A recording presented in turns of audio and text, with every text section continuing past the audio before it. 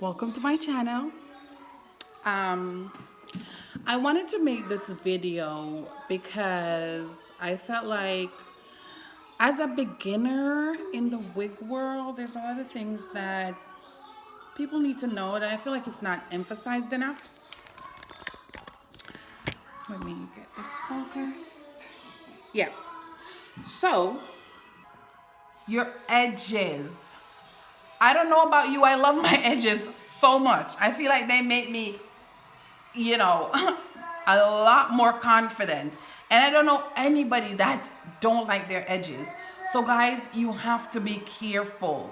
There's a lot of stuff out there, that can actually ruin your edges. You got to make sure that whatever you're putting on your edge isn't going to pull on it or cause a lot of friction that's going to take it out. And if you ever know anybody that has lost their edges, it's really hard to get back. It takes a while to grow back. So, and it can be quite expensive. So something that I don't think is stressed enough, and I want to put it out there because a lot of people, they jump right in, and it looks pretty, it looks so cute when you have all the baby hairs laid and you look all nice, and then at the end of the day you lose your edges. And I'm just like, whoa. Okay, so people have to know that there's things that's out there that can actually ruin your edges. So be careful of those, all those glues and those tapes and all of that stuff. And then that brings me to point 2. Do your research. There is a lot of things, a lot of steps and techniques and all of that's out there into making a wig like, cute. Make it suit you and suit your style and your taste and so on. But you've got to do your research, guys, on a wide range of products that is being used. You've got to do your research. So that's point 2. YouTube is a very good place. I've learned so much from a lot of people on there. Number 3, and I'm not going in any particular order here. Number 3, you've got to start small. If you're going to be doing anything to your wig, if you're going to be customizing it, you have to start small, guys. The last thing you want to do is spend $300 on a wig and then ruin it and to the point where you can't even wear it. You don't want to do that. There's so much that goes into it. And I feel like when I first started seeing it, it didn't look like it looked pretty easy to me. So I felt like, okay, I'll just do this and I'll do that and it'll be done. No, there's a lot that goes into it. So every step of the way, there's a chance that you may ruin it. So you don't want that. You just plucking the hair alone. Plucking the hairline so it can look a little bit more natural. When you're plucking the hairline, there are chances that you may actually damage it. You may pluck too much. You may be left with bald spots. I don't know how to fix bald spots. I'm not sure if there's anything out there to fix it, but you may be left with bald spots. You may be, and then you can't wear it. It's ruined. If you're gonna be bleaching the lace, there's a chance that you may over bleach it and then you may try to correct it. If you're tinting the lace, there's a chance almost every step of the way that something may happen to it and you can actually get it ruined.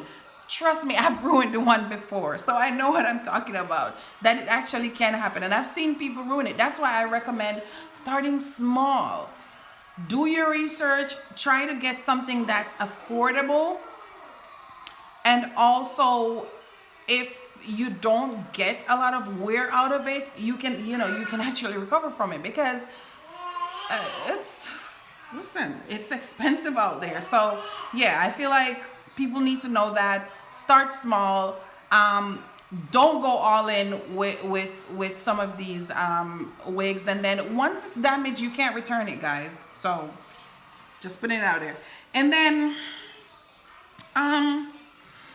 something that I experienced when I just started, like the wig would slide back from off of your head. It goes back during the day, breeze and walking and talking and all of that. It does. If you're a mom or just someone that's active, stuff like that, you may actually experience this. And what I found is I got a wig grip off of Amazon, and that worked perfect. So that's something that every beginner could have to consider, getting a wig grip.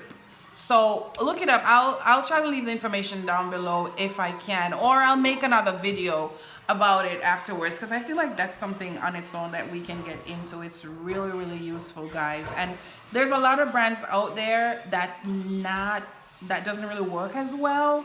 So I'll let you know, I'll probably make a video about it afterwards. But wig grip is very useful. Watch what you put on your edges. Start small. Do your research. And stuff like that. Also, on the point of starting small, I got these. The Got to Be Glued. You see how small they are? 1.25 ounces.